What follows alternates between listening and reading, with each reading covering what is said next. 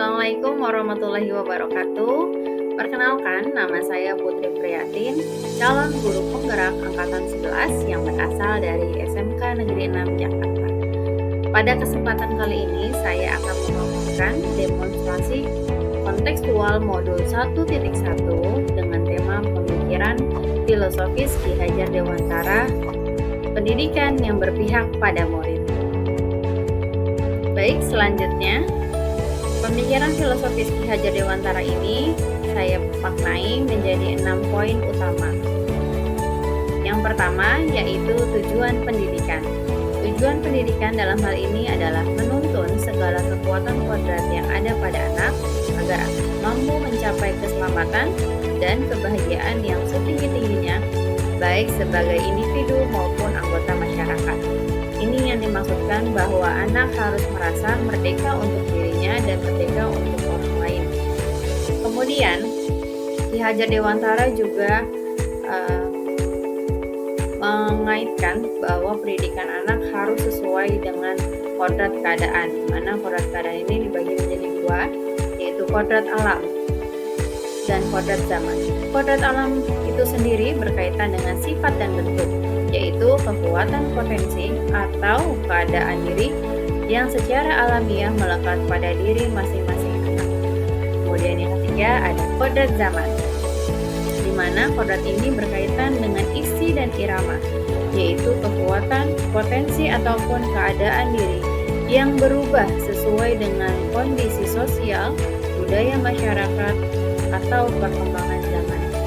Kodrat alam dan kodrat zaman ini sangat penting dipertimbangkan dalam proses pendidikan anak, karena bagaimanapun pendidikan yang dilakukan harus menyesuaikan kodrat alam yang dimiliki anak dan kodrat zamannya ketika anak besar nanti.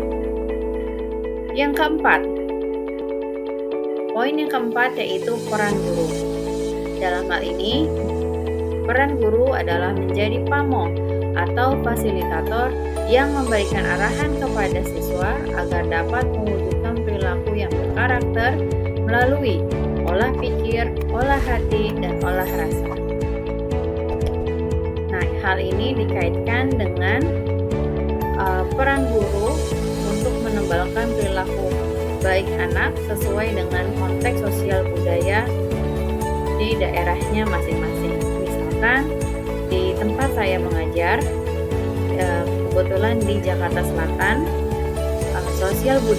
nilai sosial budaya yang paling erat dikaitkan adalah sopan santun, komunikasi yang baik, dan saling menghargai. Kemudian, poin yang kelima ada semboyan Ki Hajar Dewantara atau kita kenal sebagai trilogi pendidikan, yaitu Ingarso Sung Tulodo, artinya guru harus bisa memberikan contoh dan panutan kepada muridnya.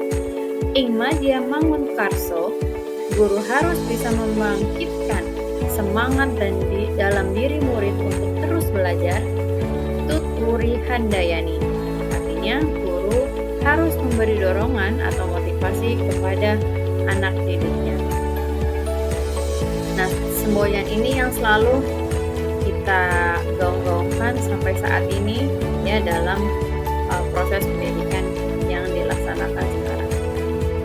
Poin yang keenam yaitu pendidikan yang berpihak pada murid. Ini yang dimaksudkan Ki Hajar Dewantara bahwa pendidikan yang dilakukan itu harus menghamba pada murid. Artinya murid ini menjadi fokus utama dalam proses pendidikan. Pendidikan yang harus berpihak pada murid sesuai dengan kodrat alam dan kodrat zamannya. Pendidikan yang holistik dan seimbang dapat menyempurnakan budi pekerti yang dapat membawa anak pada keselamatan dan kebahagiaan. Nah, selanjutnya bagaimana implementasi pemikiran Ki Hajar Dewantara ini di tempat saya mengajar. Implementasi di sekolah yaitu meliputi penguatan karakter siswa dengan cara menanamkan dan mengamalkan nilai dari profil pelajaran Pancasila dalam bentuk kegiatan ekstrakurikuler, intrakurikuler, pembelajaran di kelas, dan pembiasaan positif di sekolah. Semua hal ini dilakukan sebagai wujud pengimplementasian pemikiran Ki Hajar Dewantara, yaitu pendidikan yang berpusat pada murid. Berikut merupakan dokumentasi beberapa kegiatan di sekolah. Yang pertama yaitu kegiatan pembiasaan positif, seperti tadarus bersama yang dilakukan di lapangan, melibatkan semua murid dan semua guru. Kemudian yang kedua, upacara bendera, termasuk upacara memperingati Hari Besar Nasional. Kemudian yang ketiga ada literasi yang dilaksanakan di perpustakaan sekolah, ya. Jadi masing-masing kelas mendapatkan jadwal untuk literasi di perpustakaan. Yang keempat ada senam pagi, di mana siswa dilibatkan seluruhnya untuk ikut senam pagi dengan memanggil instruktur senam dari luar. Yang kelima ada Jumat bersih. Nah, pekan Jumat bersih ini mengajak siswa, warga sekolah, baik guru maupun tenaga kependidikan untuk terlibat langsung menjaga kebersihan sekolah, membersihkan rumput-rumput yang tinggi dan membersihkan ruangan-ruangan baik kelas maupun ruang kerja. Implementasi yang kedua yaitu tercermin pada kegiatan pembelajaran di kelas. Nah, bentuknya yaitu yang pertama, sebelum memulai pembelajaran, saya biasanya melakukan ice breaking untuk meningkatkan, ya, untuk menghilangkan rasa jenuh dan meningkatkan semangat siswa dalam belajar. Yang kedua, siswa juga dilibatkan di sini dalam bentuk presentasi kelompok, memaparkan sesuai dengan kemampuan masing-masing kelompok. Nah, ini medianya diserahkan kembali ke masing-masing kelompok. Kemudian selanjutnya ada diskusi kelompok, di mana siswa secara per kelompok melakukan diskusi, melakukan komunikasi antar temannya. Ya, di sini bukan cuma mengasah komunikasi, tapi mengeksplor rasa saling menghargai, terutama dalam mengemukakan pendapat. Implementasi berikutnya yaitu pada kegiatan Gebiar Karya P5. P5 ini sendiri sudah dilaksanakan beberapa kali, ya, diantaranya ada dengan tema budaya Jakarta, ya, yaitu menyajikan tari tradisional Betawi, kemudian kuliner Betawi termasuk permainan tradisional Betawi, enggrang, gobang sodor, ya, kemudian juga bisa ditampilkan pakaian adat Betawi, ya, sampai dengan tradisinya palang pintu maupun tanjidor. Nah, Gebiar Karya P5 yang lain dengan tema kebinekaan.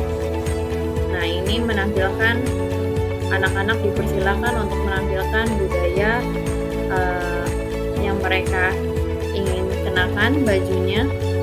Kemudian juga disajikan makanan khas Nusantara dan tarian-tarian dari Nusantara.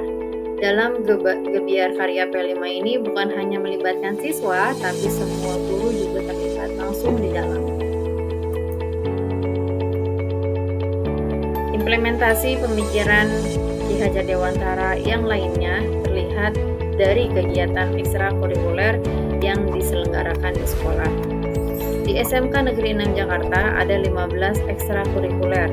Di antaranya saya tampilkan foto Eskul Marching Band, Eskul Futsal, Eskul Paskibra, Eskul Volley. Nah, ini mereka memilih eskul berdasarkan minat dan bakatnya masing-masing. Semua diwadahi, tiap hari ada jadwal untuk latihan per masing-masing eskul, sampai dengan bagaimana menyalurkan energi mereka dalam lomba-lomba kompetensi tiap eskul.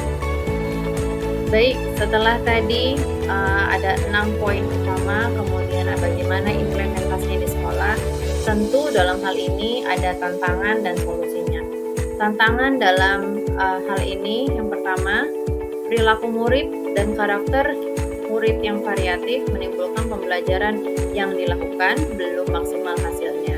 Solusinya, melakukan pendekatan kepada murid untuk mengetahui karakter mereka secara menyeluruh dan ada adil, serta melakukan diskusi dan bertukar info dengan rekan sejawat untuk lebih mendalami lagi bagaimana karakter murid berkelas. Tantangan yang kedua yaitu faktor jumlah siswa yang cukup banyak per kelasnya, membuat guru kesulitan memahami minat dan bakat anak satu persatu, sehingga tidak semua anak dapat terwadahi secara menyeluruh. Solusinya bekerja sama terutama dengan pihak TK untuk mengetahui minat dan bakat masing-masing anak, melakukan diskusi langsung kepada anak-anak dan mengelompokkannya sesuai dengan minat dan bakat mereka masing-masing. Tantangan yang ketiga, kemampuan guru masih belum menyeluruh dalam memahami pemikiran Ki Hajar Dewantara yang mana pendidikan harus berpusat pada murid.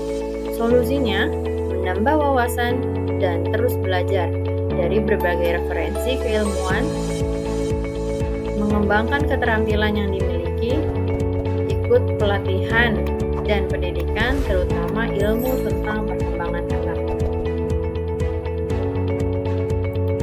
Demikianlah pemaparan terkait dengan demonstrasi kontekstual modul 1.1 pemikiran filosofis Ki Hajar Dewantara, pendidikan harus berpusat pada murid.